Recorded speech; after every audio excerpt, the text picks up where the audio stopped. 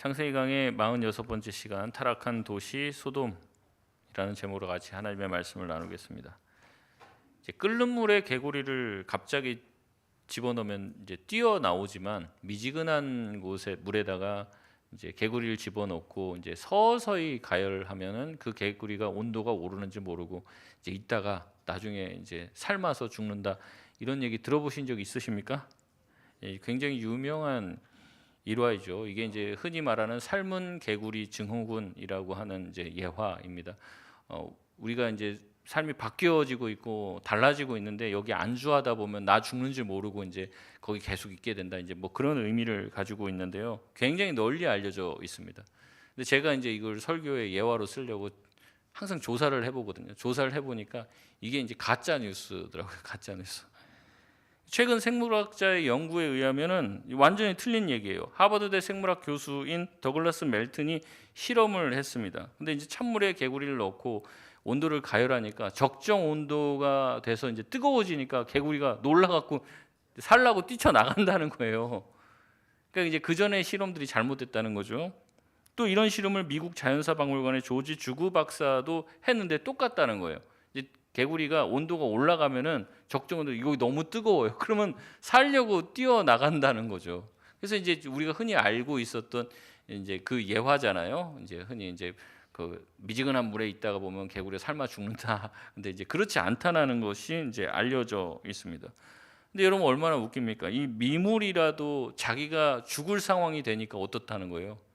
뛰쳐나간다는 거죠. 야, 여기 계속 있으면 죽겠구나 싶으면은 생존 본능이 발동해서 뛰쳐나간다는 거예요. 근데 반대로 더 개구리보다 지혜롭다고 생각하는 사람들이 그곳에 계속 있으면 안 된다는 것을 알면서도 불구하고 계속 그곳에 머물고 있다가 나중에는 어려움을 겪는 일들이 종종 발생하고 있다는 거예요. 자기를 향해서 죽음이 다가오고 있고 이곳에 계속 있으면 안 된다는 것을 알고 있음에도 불구하고 이곳이 좋사오니 계속 거기에 있다가 거기서 죄악을 즐기고 거기서 내가 끊어야 될 것을 끊지 못하다가 이거 계속 못 끊고 있으면 나중에 어떤 일이 생길 것이 자기가 예상이 되는데도 불구하고 거기 계속 있는 거예요. 그러다가 어려움과 봉변을 당하는 경우가 생긴다는 거죠. 오늘 본문에 나와 있는 아브라함의 조카 롯이 딱 그런 사람입니다. 어떻게 보면 개구리보다도 못한 이 영적인 둔감함 가운데 빠져서 물이 계속 끓어오르고 있는데도 빠져나오지 않고 계속 있다가 결국에 죽음과 또 심판의 자리에 놓이게 된 게 바로 롯이라는 거죠. 오늘 이 본문의 말씀을 통해서 우리 자신을 한번 돌아보고 또한 이렇게 우리처럼 부족하고 한 롯도 주님께서 사랑해 주셔서 그를 강권적으로 구원해 주시는 그 역사를 바라보면서 우리가 주님 앞에서 돌이켜야 될 것이 무엇인지, 다시 한번 우리의 마음을 정해야 될 것이 무엇인지 깨닫는 귀한 시간 되시길 바랍니다. 우리 본문으로 한번 들어가 보겠습니다. 우리 1절 말씀 같이 한번 읽겠습니다. 시작. 저녁 때에 두 천사가 소돔에 이르니 마침 롯이 소돔 성문에 앉아 있다가 그들을 보고 일어나 영접하고 땅에 엎드려 절하며. 아멘. 아브라함과 함께 18장에서 식사를 마친 세 명의 나그네 중에서 한 분인 이제 하나님은 아브라함과 대화를 하고 두 명의 천사는 이제 길을 떠납니다. 그래서 소돔에 이르게 되는 거죠. 때가 어느 때라고 얘기합니까? 저녁입니다. 저녁이고 소돔에 이제 도착을 했어요. 근데 여기 보니까 조카 롯을 만나는데 롯이 어디에 앉아 있다고 얘기합니까? 성문에 앉아 있다는 거예요. 이제 이런 장면들이 굉장히 중요한 장면입니다. 지금 저녁이기 때문에 이제 곧 날이 저물 것이에요. 그러니까 어딘가 숙박을 하든지 해야 되는 그런 상황이고 롯은 지금 성문에 앉아 있다라는 것입니다. 우리가 보면 그냥 문 앞에 서 있는, 문 앞에 앉아 있나 보다라고 생각하지만 그렇게 쉽게 생각할 일이 아닙니다. 고대 중동 사회에서 성문은요, 모든 일이 결정되는 곳이 바로 성문이었어요. 성문에서 모든 이제 결정들, 중요한 계약들이 체결이 되고 성문에서 재판이 일어나고 성문에서 모든 것이 공증되어지는, 성문이야말로 모든 그 성에 있는 권력자들이 모여서 일을 처리하는 행정과 사법의 중심지가 바로 성문이었다는 거죠. 근데 그 성문에 지금 누가 앉아 있습니까?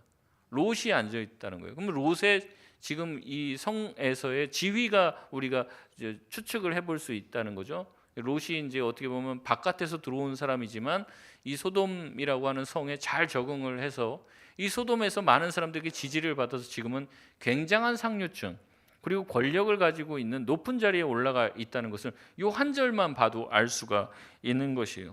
그래서 지금 기득권층으로 지금 올라갔다는 이야기를 하고 있습니다. 롯은 나그네의 모습을 한 이 두 천사를 보고 어떻게 합니까? 일어나서 영접하고 땅에 절을 했다고 얘기합니다. 18장에서 아브라함이 세 명의 나그네를 보면서 이렇게 했던 행동과 겹쳐 보이는 것이죠. 그러니까 이제 어떻게 보면 롯은 자기가 지금 소돔에서 살고 있지만 아브라함을 통해서 배우고 고대 근동 지방에 있는 나그네를 환대해야 된다라고 하는 그런 문화에 이제 깊이 이제 자기가 마음을 가지고 있는 거예요. 소돔 사람들과는 좀 결이 다른 거죠. 이제 뒤에도 살펴보겠지만 소돔 사람들 굉장히 악한데 이제 롯은 조금 달라요. 그래서 나그네를 환대하고 환영을 합니다. 그리고 자기 집으로 데리고 들어와서 지금 때가 저녁 때라고 그랬잖아요.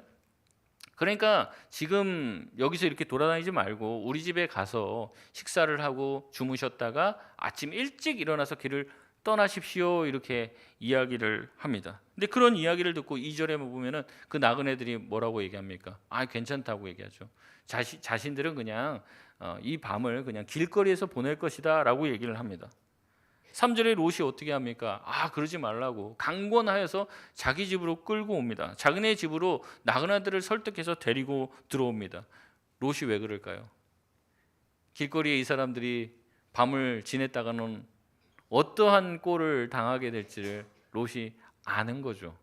그러니까 그런 일들 당하지 않게 하려고 자기네 집으로 데리고 와서 식탁을 베풀고 잠자리에 청할 수 있도록 그렇게 합니다. 근데 무슨 일이 갑자기 생깁니까? 우리 4절, 5절 말씀 같이 한번 읽겠습니다. 시작. 그들이 눕기 전에 다 모여 그 집을 애워싸고 롯을 부르고 그에게 이르되 오늘 밤에 내게 온 사람들이 어디 있느냐 이끌어 내라 우리가 그들을 상관하리라. 아멘. 소돔의 백성들은 롯의 집을 향해서 모여듭니다. 근데 누가 모여들었다고 얘기하냐면 노소를 막론하고 원근에서 모여들었다고 얘기합니다. 우리가 18장에서 그런 이야기 들었잖아요. 아브라함이 하나님께 의인 50명, 45명, 40명 이렇게 해갖고 10명까지 이렇게 얘기를 했단 말이에요. 그 10명이라도 있을 것이라고 아브라함은 생각했던 것 같습니다. 그런데 보니까 어떻게 해요? 이 롯의 집에 모여서 악을 행하려고 했던 이 사람들 보면은 노소를 막론하고 어린아이나 어른이나 한결같이 또 롯의 집에 새로운 이 나그네가 왔다는 소문이 원근까지 퍼진 것 같아요. 원근까지 그 짧은 시간에 원근까지 퍼져서 수많은 사람이 가까이 있는 사람이나 멀리 있는 사람이나 죄 짓고 싶은 사람들 다 모였어요 지금. 그러니까 이 성읍이 어떻다는 거예요? 완전히 타락한 도시고 완전히 하나님의 말씀대로 어떻게 보면 그 당시에 있던 문화대로 나그네를 환대하고 환영하는 그런 문화가 아니었다는 거예요. 누군가 새로운 사람이 오면 자신들의 욕망을 채우기 위해서 그 사람들을 착취하고 자신의 욕망을 채우는데 이렇게 그 사람들을 핍박하는 그런 종류의 사람들이 모여있는 도시가 바로 소돔이었음을 보여주고 있는 것이죠. 그들은 무엇이라고 해야 합니까? 롯의 집에 온 나그네들을 끌어내라고 얘기를 하면서 우리가 그들과 상관해야겠다라고 이야기합니다. 여기서 상관하다라고 하는 히브리어 단어가 야다라고 하는 단어예요. 이 히브리어 야다라고 하는 단어는 알다라는 단어입니다. 알다. 그래서 우리가 하나님을 힘써 알아야 된다라고 얘기했을 때 야다라는 말을 쓰고 이 야다라는 말이 굉장히 성경에 자주 등장을 하는데 특별히 이 야다라고 하는 단어는요 얼만큼 깊이 아느냐 이제 성적인 관계를 암시하고 있고 그런 뉘앙스가 있는 단어입니다. 그러니까 성관계를 맺을 정도로 가까운 사이를 얘기할 때 이 야다라고 하는 단어를 쓴단 말이에요. 그러니까 무엇이냐면 이제 예를 들어서 이제 어떤 여자가 남자를 알지 못하는 여자다 이렇게 표현을 하면은 한 번도 이제 성적인 관계를 해본 적이 없는 그런 처녀를 가리켜서 이렇게 표현을 한단 말이에요. 남자를 알지 못했다. 근데 지금 여기서 이렇게 야다라는 단어를 써서 우리가 그 나그네를 끌어내면 우리가 그와 상관하겠다라고 하는 말은 무슨 얘기를 하는 거예요? 그 사람들이 그 수많은 사람들이 몰려와서 이 나그네 둘을 끄집어내서 어떻게 하겠다는 거예요?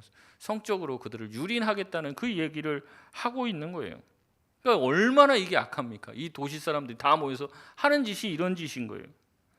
소돔 사람들은 롯의 집에 새로운 사람이 온 것을 아마 입구에서부터 유심히 관찰했을 것입니다. 어느 집으로 가는지, 어디 가서 뭐 하는지 지키고, 야, 저 집에 들어갔다, 소문이 난 거예요. 그러니까 온 성에 있는 사람이, 가까운데 멀리 있는 사람들, 젊은 사람부터 어른까지 다 모여들어서 죄를 지려고, 나그네들을 끄집어내서 욕보이려고 한 것이죠. 이 수많은 사람들은 모여서 롯의 집의 문을 두드립니다. 곧이라도 롯의 집안으로 들이닥칠 것 같은 기세인 거죠. 이 폭도들 앞에서 롯은 어떤 반응을 합니까? 롯의 반응도 기가 막힙니다. 롯은 우선 6절에 나와서 얘기를 해요. 문 밖에 있는 사람들을 진정하면서 문을 닫고 자기 뒤로 이렇게 닫아놓고 앞으로 나아가서 얘기합니다. 7절에 보면 내 형제들아, 이런 악을 행하지 마라, 악을 행하지 말라라고 얘기해요. 근데 이게 잠잠해지지 않는 거죠. 그러니까 8절에 새로운 제안을 합니다. 8절 말씀 우리 같이 한번 읽어보겠습니다. 시작. 내게 남자를 가까이 아니한 두 딸이 있노라. 정하건대 내가 그들을 너희에게로 이끌어 내리니 너희 눈에 좋을 대로 그들에게 행하고, 이 사람들은 내 집에 들어왔은즉 이 사람들에게는 아무 일도 저지르지 말라. 아멘. 롯은 지금 손님을 보호하는 게 가장 중요합니다. 자기가 먼저 나서서 해결해 보려고 하니까 안 돼요. 그러니까 어떻게 합니까? 자기 두 딸을 줄 테니 너희들이 좀 참으라는 얘기를 합니다. 그러니까 이 안에 있는 나그네들한테는 아무 짓도 하지 말고 내 딸들 뭐 데려가다가 니네들 마음대로 해라, 이렇게 얘기를 하는 거예요. 여러분, 이게 얼마나 황당한 대안입니까? 지금 자기 딸들을 이렇게 내주면 자기 딸들 어떻게 될지 압니까? 모릅니까? 너무 잘 알아요. 너무 잘 알아요. 그럼에도 불구하고 이 폭도들의 폭주를 막기 위해서 한 방법이 이런 방법이에요. 그러니까 자기 생각으로 하는 거죠. 먼저 내가 그래도 나름대로 소돔의 유력자니까 내가 가서 얘기하면 되겠지. 근데 안 통하는 거죠. 그러니까 내 딸들을 내주겠다라고 얘기합니다. 악을 막기 위해서 뭘 하는 거예요? 악을 저지르는 거예요. 죄를 짓지 않으려고 죄를 짓는단 말이죠. 우리는 그래도 롯 안에 나그네를 보호하려고 하는, 자기의 목숨과 가족들이라고 하는 이 대가를 치르고라도 나그네들을 환대하고 보호하려고 하는 롯의 모습에서 일말의 어떤 가능성을 보게도 됩니다. 그러나 롯이 문제를 해결하는 방식을 보면 완전히 소돔 사람들과 별반 다를 게 없어요. 그러니까 문제를 해결하는 방식은 똑같다는 거죠. 희미하게나마 하나님 나라의 원리를 가지고 살아가고 있지만 여전히 이 롯의 마음과 중심에는 소돔의 가치에 깊이 잠식되어 있고 오염되어 있음을 보여줍니다. 그러니까 결국에 나오는 방법이 뭡니까? 이 문제에 대한 답이 완전히 틀린 답을 하게 하는 거죠. 잘못된 답을 하는 것입니다. 물론 롯도 이 소돔 땅에서 사는 것이 괴로운 일이었던 것 같아요. 베드로후서 2장 말씀에 보면 롯에 대해서 이야기하는데 롯이 의인이었다라고 이야기를 합니다. 그래서 롯의 불법한 행실을 보고 롯이 이 소돔의 불법한 행실을 보면서 마음이 상했다, 이렇게 얘기를 해요. 그러니까 자기가 의인인데 주변에 있는 소돔 사람들이 다 악을 행해요. 그러니까 이제 그것 때문에 자기가 마음이 상했다는 거예요. 아, 사람들 왜 저러지? 왜 저러지? 그러면서 마음이 상했다는 거예요. 여러분, 무슨 말입니까? 롯이 자신이 몸담은 그 소돔이라는 물이 뜨거워지고 있다는 것을 알았다는 거예요? 몰랐다는 거예요? 알았다는 거죠. 지금 자기가 어떤 도시에 살고 있는지 너무나도 잘 알고 있는 거예요. 그리고 이 땅이 계속 이렇게 죄를 짓다 보면 나중에는 하나님의 심판을 받을 것이라는 것도 알고 있었다는 거죠. 그런데도 어떻습니까? 그걸 알고 있다면 롯이 어떻게 해야 돼요? 그 끓고 있는 물에서 빠져나와야 되는 거죠. 근데 어떻게 합니까? 계속 그곳에 살고 있습니다. 장막으로 소돔 근처로 옮겼다가 이제는 소돔 안쪽으로 들어가서 삽니다. 그리고 소돔에서 인정받아서 이제는 성문 앞에서 사람들을 재판하는 자리, 사람들의 거래를 공증해주는 그런 지위까지 올라가게 되었어요. 맨 처음에는 사실 아브라함이 하나님의 말씀을 듣고 본토 친척 아비집을 떠나라고 했을 때 롯이 같이 나왔습니다. 어떻게 보면은 롯은 그때 아브라함에게 많은 영향을 받았겠죠. 신앙의 어떤 그런 색깔들에 대해서, 또 신앙에 대해서 자기도 마음에 가지고 있는 생각들이 있었을 거예요. 근데 결국에 자기가 자기 눈에 보기에 좋은 소돔 땅을 선택하고 그 땅으로 가서 하나님의 백성이라고 하는 정체성은 잃어버리고 타락한 세상의 가치관과 타협하여 세상이라고 하는 그 성문에 주저앉아 높은 자리에 인정받는 그 모습에 자기 모든 인생을 걸어버리게 된 것이죠. 여러분, 그러나 신자는 그래서는 안 되죠. 신자는 하늘의 백성으로서 땅에 살지만 하늘나라의 시민임을 잊지 말아야 합니다. 예를 들면 이런 거예요. 우리가 비자를 받고 이 땅에 잠시 사는 하나님 나라의 백성인 거예요. 비자 받고 잠깐 들어와서 사는 거죠. 신자의 국적은 어딜까요? 예, 하나님 나라죠. 신자의 국적은. 한국인이 미국에서 산다고 미국인입니까? 그렇지 않죠? 미국 가서 뭐 귀화를 해야 되고 한국 국적 포기하고 그러면 이제 미국인인데, 그럼 미국인 됐다 쳐 보십시오. 미국인처럼 삽니까? 그렇지도 않죠. 김치 없으면 못 살고 한식 먹어야 되잖아요. 이게 그렇게 쉽게 바뀌는 게 아니에요. 그 본질이라는 것 자체가, 그 땅에서 살고 그 땅에서 집을 짓고 그 땅에서 결혼하고 산다고 해서 그 땅 사람이 되는 게 아니라는 거죠. 물론 미국에서 살면 미국 법에 저촉되면 안 되고, 또 미국에서 살 때 직장을 구하고 성실히 일하고 돈도 잘 벌어야 되는 거죠. 그러나 기억을 해야 됩니다. 내 국적이 대한민국인 이상 나는 어디로 돌아가야 되는 거예요? 대한민국으로 돌아가야 되는 거죠. 내 조국으로 돌아가야 되는 거죠. 대한민국에서 인정받기 위해서 미국에서 사는 거 아닙니까? 결국에는 한국으로 돌아오기 위해서 열심히 살아야 되는 거예요. 잠시 내가 미국에 체류할 뿐인 거죠. 잠깐 거류할 뿐이지 거기가 내가 영원히 살 곳은 아니라는 거예요. 그걸 잊지 말아야 한다는 거죠. 우리는 이 땅에서 살지만 언젠가는 어디로 가야 됩니까? 저 본향 천국으로 가야 할 사람들인 것이죠. 그러니까 우리는 여기 살면서도 하늘나라를 위해서 사는 거죠. 하나님 나라의 시민으로서 살아야 되는 겁니다. 이런 이중 정체성이 있는 거예요. 우리는 뭐 서울 시민이고 뭐 경기도 시민이고 그러면서 동시에 뭐예요? 하나님 나라의 시민이라는 거죠. 근데 더 중요한 시민권은 어디 있습니까?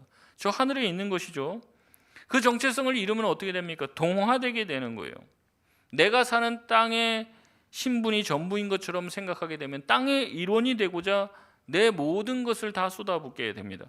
근데 여러분, 그렇게 쏟아부으면 정말로 땅의 일원이 되는가? 그렇지도 않아요. 저도 이제 목회를 하면서 여러분들을 만나서 이제 대화를 하는데 그런 얘기를 하는 거예요. 여러분, 이제 목사님 미국 가서 출세하는 것도 쉽지 않아요. 왜 그래요? 물어보니까 미국에서 하버드 나오고 좋은 대학 나오고 정치인 되고 뭐 선거에서 뭐 해갖고 하원 의원 되고 뭐 이렇게 되면은 미국이라고 하는 나라의 어떤 중심부로 들어간 것 같잖아요. 인정받은 것 같잖아요. 그 나라 식구가 되고 그 나라 백성이 된 것 같잖아요. 근데 아니라는 거예요. 이제 그 나라에서도 뭐 이제 인종차별하면 안 되니까 아시아 사람들 몇 명, 흑인들 몇 명, 뭐 히스패닉 몇 명 이렇게 돼 있으니까 거기 들어가는 것뿐이지. 껴주는 거지. 진짜 그 안에 중심부로는 못 들어간다는 거예요. 왜냐하면 본질적으로 아니니까 우리는. 그러면서 뭐라고 설명하면 저한테 이렇게, 목사님 베트남 사람이, 제가 그분들을 무시하는 게 아닙니다. 베트남 사람이 서울대 나온다고 서울대 동문회에서 껴주든가요? 회장 시켜주나요? 안 시켜준다는 거예요. 아무리 그렇게 해도 소용이 없다는 거예요. 본질적으로 다르니까.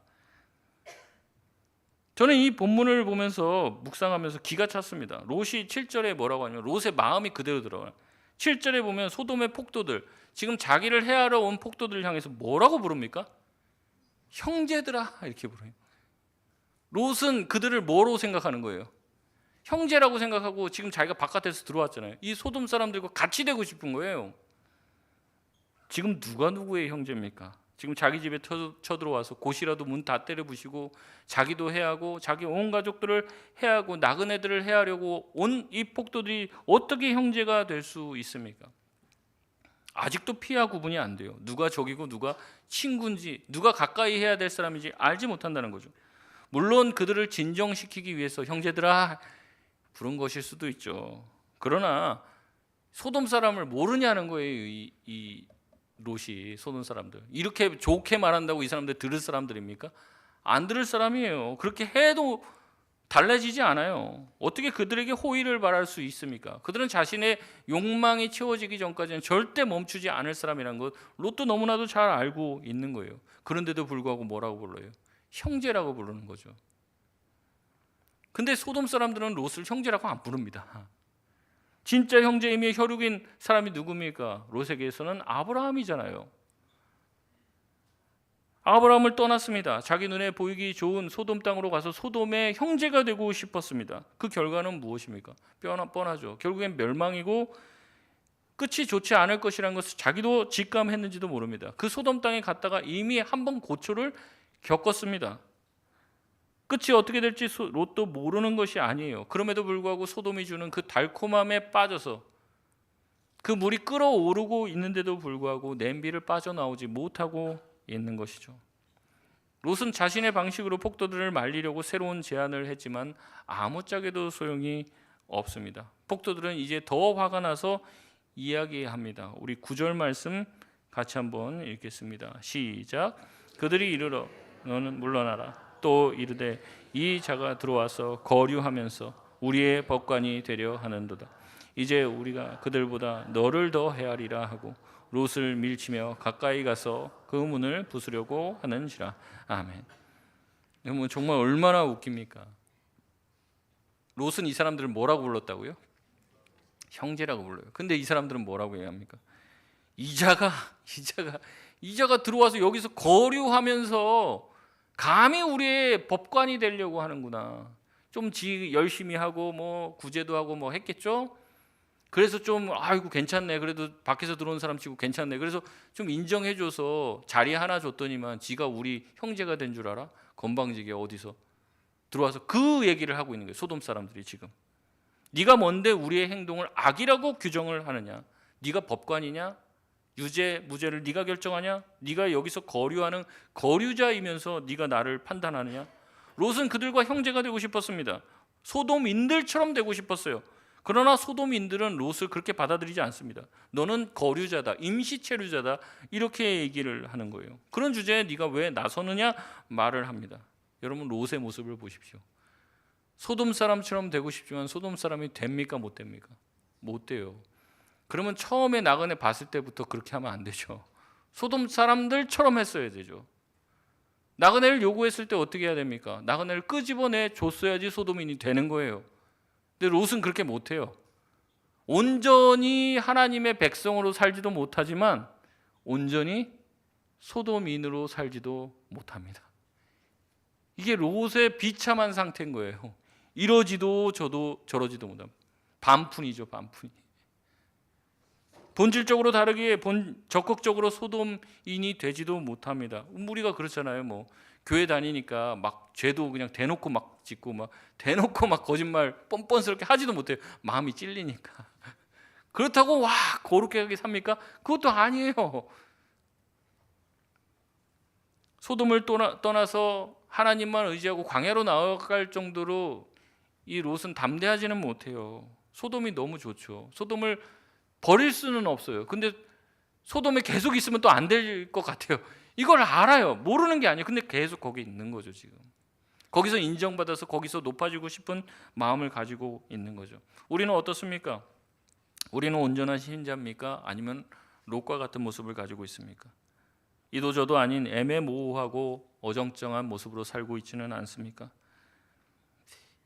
이게 그런 거예요. 참 이게 하나님의 말씀대로 적극적으로 주님만을 위해서 사는 것도 뭔가 광신도 같기도 하고 또 그렇자니 세상 사람들이 하는 것처럼 거짓말도 적당히 치고 뭐 이렇게 하기에는 교회 올 때마다 마음이 찔리고 내가 그래도 하나님 믿는 사람인데 이렇게는 하면 안 될 것 같고 이런 중간에서 사는 거죠. 그래서 거룩하게 살지도 못하고 그렇다고 해서 내 욕심만을 위해서 막 그렇게 살지도 못하는 거죠.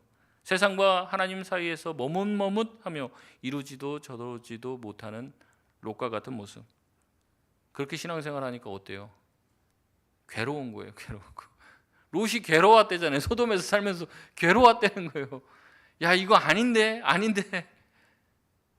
그럼 거길 떠나야죠. 그리고 거룩한 삶을 살아야 되죠. 근데 그거 못하는 거예요.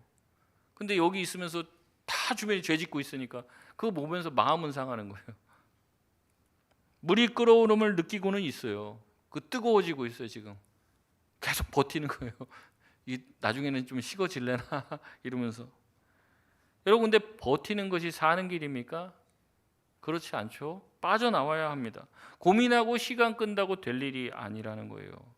그런데도 불구하고 거기에 그냥 자리 잡고 있습니다. 결국 폭도들은 문을 부수고 집으로 들어오려고 합니다. 그러나 하나님께서 그때 개입하시는 거죠. 우리 10절 11절 말씀 우리 같이 한번 읽겠습니다. 시작. 그 사람들이 손을 내밀어 롯을 집으로 끌어들이고 문을 닫고 문 밖에 무리를 대소를 막론하고 그 눈을 어둡게 하니 그들이 문을 찾느라고 헤매었더라. 아멘. 롯의 인간적인 노력이 이제 끝장이 났어요. 자기 자신이 먼저 나가서 자기의 지위로 어떻게 해보려는데 안 돼요. 그러니까 자기 딸도 어떻게 해보려고 했는데 그것도 안 통해요. 이제 사람들이 더 화가 났어요. 화를 돋구니까, 앞에서 막고 있으니까. 야, 이제는 그 사람이 문제가 아니라 너부터 어떻게 더 해야겠다, 이런 생각을 가지고 막 쳐들어오려고 합니다. 그때 어떻게 합니까? 하나님께서 이 천사를 사용하셔서 바깥에 있는 롯을 안으로 끄집어 당기시죠. 강권적으로 그를 안전한 집으로 당기시고 그 무리의 눈을 멀게 하심으로 그를 지켜주십니다. 롯이 제 발로 그 집 안으로 들어간 게 아니에요. 문 밖에서 자기 방법대로 이리저리 우왕좌왕 해보면서 자기의 방법과 자기 생각으로 문제를 해결해 보려고 했지만 문제만 더 키웠어요. 자기까지 죽게 생겼어요. 죽을 위기에 몰린 이 롯을 하나님께서 천사를 통해 강권적으로 구원해 주신 것이죠. 사실 저와 여러분의 구원이 바로 이와 같은 것 아닙니까? 우리의 생각과 방법으로 해보려고 하는데 이게 해결이 안 되는 거죠. 일이 자꾸 커지는 거죠. 그러나 주님께서 저와 여러분을 잡아서 주님의 강권적인 은혜로 건져주신 줄 믿습니다. 롯을 보면은 그래요. 구원받을 자격이 있습니까? 물론 롯에게 약간의 그런 의로움이 있어요. 소돔 사람들과 똑같지는 않죠. 나그네를 환대하고 나그네를 지켜보려고 자기가 나서보고 심지어 자기 가족까지 갖다 바치면서 나그네를 보호하려고 한 그것 자체만 보면 귀하다고도 할 수 있습니다. 그러나 그게 온전한 의인가요? 완전한 의로움인가요? 그렇지는 않죠. 롯은 자신의 체면과 나그네를 구하기 위해서 아무 죄도 없는 딸들을 내어주려고 했던 비정한 아버지였습니다. 하나님에 대한 마음 한켠에는 가지고 있지만 소돔을 향한 사랑 또한 포기하지 않았던 사람이 바로 롯이었습니다. 그러나 하나님은 아브라함의 기도를 기억하셨죠. 아브라함과 맺은 언약을 기억하셨기에 불완전하고 자격 없는 롯을 향해 구원의 손길을 내밀어 주셨습니다. 예수님도 마찬가지입니다. 천사들이 롯을 안전한 집안으로 강권적으로 이끄신 것처럼 주님께서도 우리의 마음에 믿음을 강권적으로 허락하신 줄 믿습니다. 그래서 구원의 자리, 믿음의 자리로 우리를 이끌어 주시고 심판에서 저와 여러분을 건지신 것이죠. 그러나 천사들이 폭도들의 눈을 멀게 한 것과 다르게 우리 주님은 로마 병정들에 의해서 오히려 눈가림을 당하십니다. 눈가림을 당하시고 폭도들에게 주먹으로 맞으시고 뺨을 맞으셨죠. 조롱을 당하시고 채찍에 맞으시고 결국에 십자가에 매달리시며 우리가 받아야 될 모든 하나님의 진노를 스스로 다 받아내셨습니다. 우리를 살리기 위해서 주님은 자기 몸을 들이셨습니다. 딸을 바친 게 아니라 자기 자신을 주셨죠. 그 사랑을 받은 우리는 어디에 서 있어야 할까요? 여전히 그 소돔이 그리워서 소돔을 바라보면서 살아야겠습니까? 아직도 머뭇머뭇하며 반쪽짜리 신자로 살아야겠습니까? 우리를 향한 하나님의 사랑은 몇 프로입니까? 100%잖아요. 자기의 모든 것을 다 해서 우리를 사랑해 주셨단 말이죠.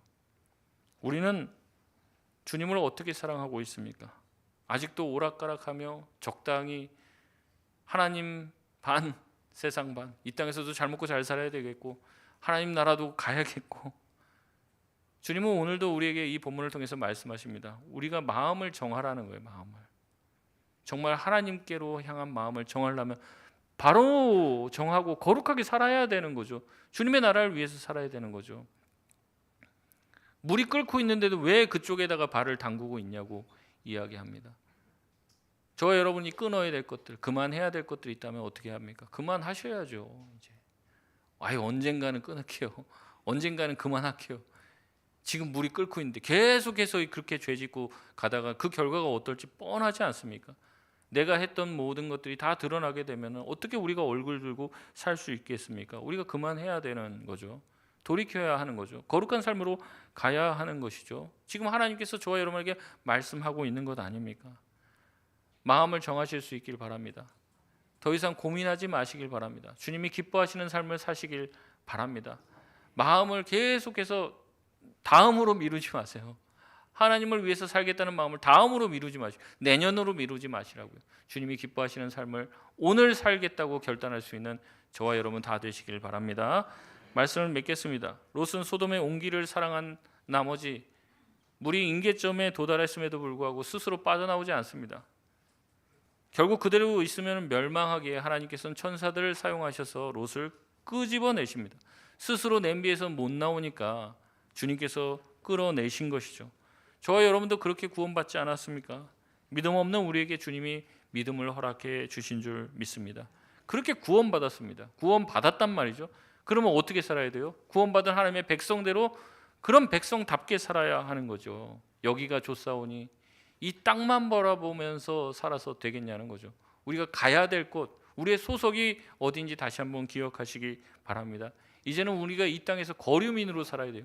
나 이 땅에서 정착하고 뿌리 내리고 살 사람은 아니고 나는 하나님의 나라의 백성이고 다시 하나님의 나라에 가야 되는 사람들이다. 나는 하나님 백성이고 하나님 나라의 시민이다. 이 땅에서 내가 거류민으로 살겠다. 마음에 결정하시고 주님의 나라의 백성으로서 하나님 나라의 시민으로 살 수 있는, 주의 사랑에 반응하여 살 수 있는 저와 여러분 다 되시길 주님의 이름으로 축원드립니다. 우리 이 시간 찬양하고 기도하겠습니다.